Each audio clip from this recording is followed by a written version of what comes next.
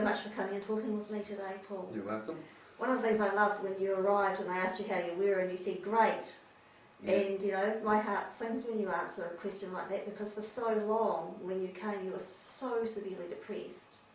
And I think possibly one of the most depressed people I've ever met, and you know, I treat a lot of suicidal people, so that's probably saying something. But I think for me, why I felt that about you is that you've been depressed for so long. So how do you feel about telling us a bit about your story and how you got into that situation?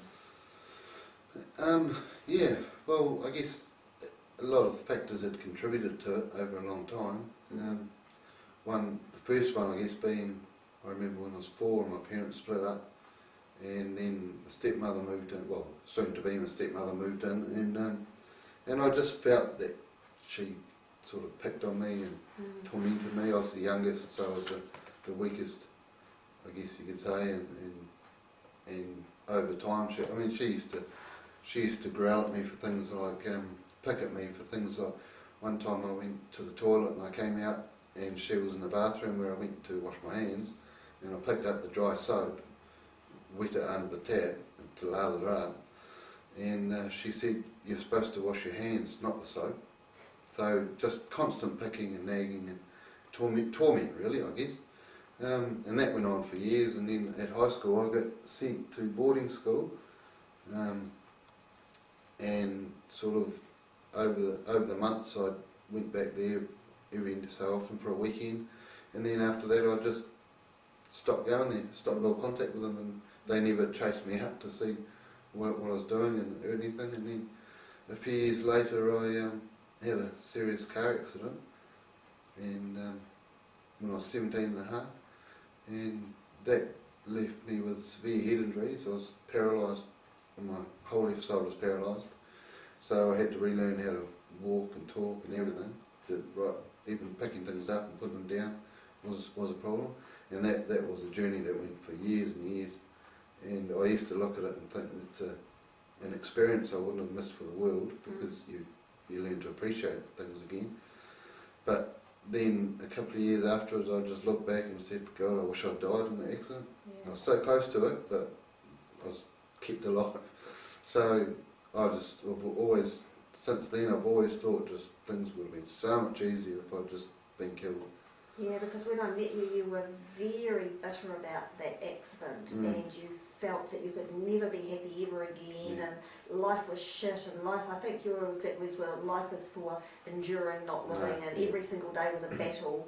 Yeah, it seemed that way. Pretty tough for you, wasn't it? Nothing sort of made me happy, and I mean, you have the odd little time where you're out on a farm or something and closing the cows in, and there's a nice sunset and stuff like that, but that sort of lasted 5 minutes, and then you're just back to existing again. Yeah. How many years do you think you were like that? Oh, that must have been about 17, 18 years. Yeah. Probably would have been half my life, because I had the accident when I was 17. Right. Yeah, 17 and a half, so it would have been a good 17, 18 years. So for 17, 18 years you were severely depressed. Did you get help with any just during that time? Yeah, I tried antidepressants, and sorry, I'm chopping up my gum. That sort of thing, but nothing really helped. Counselling, I saw a psychologist for a few years. Years? Yeah. And luckily ACC covered that, but and that I left there, every session I left here feeling quite good, but it just didn't last. Right. It didn't really teach me how to be happy with myself and things like that. But, and so what was your experience the first time you came for EFT? I was very open to it, and I was a little bit, I guess I was interested to see what it was all about. It felt a bit strange doing the tapping and that sort of thing, but I sort of got over that, because it was only a couple of sessions, and I was able to let go of the stepmother thing. Yeah, I remember that you had a lot of hatred and anger that you were carrying, weren't you? And it used to bother you at night? I used to wake up at night and I'd start thinking about it, and used to make me feel so angry, Really? and that was it. There's no more sleep. Ah. There's no way in the world I'd get back to sleep while I was thinking about it. And honestly, it just made me I physically felt angry, and yeah, it was amazing. And to be able to let that go, that was a huge thing for me. It was amazing. It's the first time in years it hadn't bothered me. Yeah. It was amazing. Well, we let that go quite quickly, didn't we? Yeah, that was one of the first things. It was only probably a couple of sessions. Yeah. So that was a start for you, but it wasn't a quick journey, to be fair, because depression with yourself was a number of contributors. However, better than years, we were only together a few months, weren't we? Whereas better than years with a counsellor. Yes, yeah. And what did you notice? So we noticed letting go of the anger and hatred pretty quickly. Other things did you notice about yourself over the time we worked together? Well, I just got more motivated to look after myself. Were you not like looking at? Oh, you weren't looking after going to yourself, the gym were and you? stuff like that, exercising. I didn't really care if I was attractive or anything. Didn't care whether you were alive or dead when I met No, you. no, not at all. No. I kind of wished I wasn't alive, to be fair. But what else was I going to say? What changes did you notice? Other changes did you notice over time? Oh, alcohol was a good one. Ah, yes. I used to drink because, to me, it was a way of feeling better, of feeling good. Yeah. Not necessarily better, but and that was just ripping my life to bits. I mean, it ruined the marriage, and I used to go to work feeling hungover, and I mean, I thought, no, I just can't keep going like this. I just can't do it. It's hell. So when I came back from a holiday up north, I just looked on the internet and put in depression, and I thought, well, there's got to be a chemical reason to it or something. And your website popped up, and I read what you had, and what you were saying was right on the money. You know, you can't tell someone to feel better. No. You know, Can't tell someone to just be positive. Yeah, you can't do it. So, and yeah. That's great. So, would you have said that you were an alcoholic when I met Absolutely. you? And you're not alcohol free now, but tell us what your drinking is like now. Because you were telling me you got up 7:30 this morning. Yeah, I went to the gym at 8 this morning. Because that was unheard of when I met you. Oh, I used to get up. It used to be when I was at the lowest point. I used to get up at 9 or 10, feeling hungover. Oh, this is in the weekend. Yeah. Feeling hungover from the night before, and then basically think, oh, hair of the dog. Get myself feeling a bit better again. I'll have a beer. Or, So it's about 9:30, 10 in the morning. Yeah. And then that sort of ruined your day, because if you had to do anything, you had to drive around drunk and try and hide your breath from everyone, or you couldn't go anywhere. So that sort of ruins your whole day. But I mean, last night this is just something really interesting for myself. Last night I was sitting there about to watch the rugby, and it was just after 7 o'clock, and I just looked at the coffee table in front of the couch, and there's pretty much a full stubby of beer there, and I thought, shit, it's 7 o'clock, and I've only just opened my second stubby, and it was a weekend. I mean, the second of the whole day. Yeah. I'd started drinking I think I actually started drinking about just after 5. Yeah. And it took me a good hour, more than an hour to get through one. And normally I'd, especially in a weekend, I'd be going, not much to do. I might just sit here and have a few drinks in the afternoon, you know. But now it's, Yes. absolutely And you're feeling good all the time. Absolutely.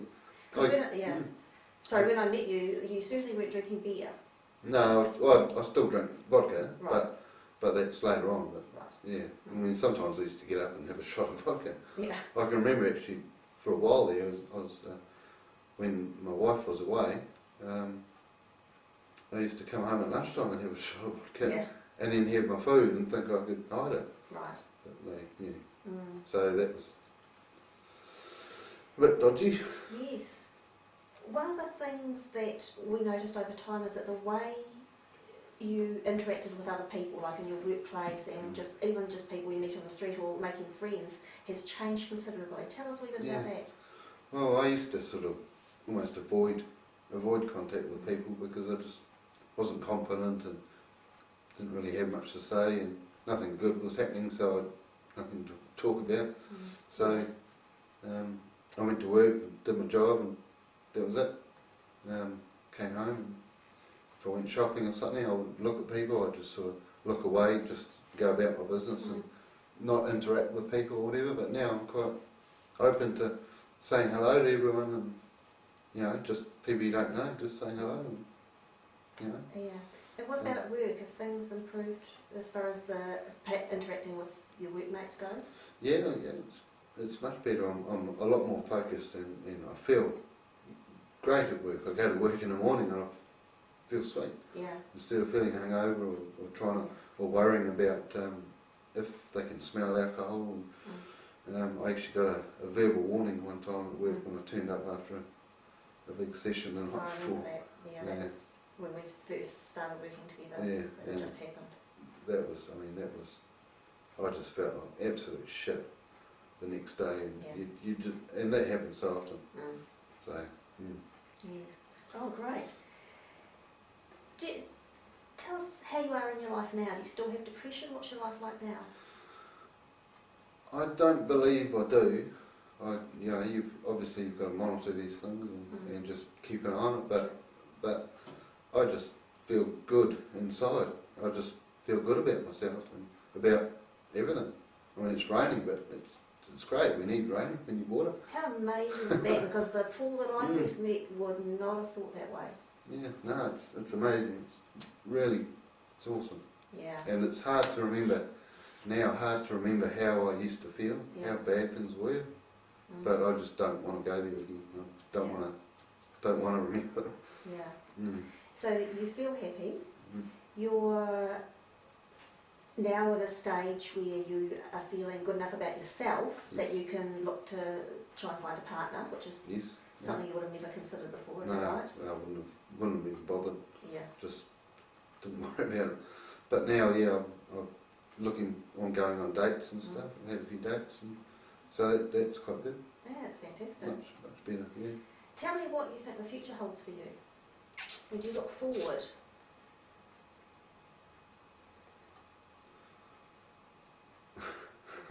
Honestly, couldn't say, but it's good. It's not bleak, It's definitely good things are going to happen. I mean, good things take time, and I'm not trying to rush anything, but I think things are looking up. That is so great. Definitely. That is just a polar opposite from when I first met you. Yeah, I just hated being here then, didn't I? You did. You hated every single day. Yeah, it was just a job just to be here.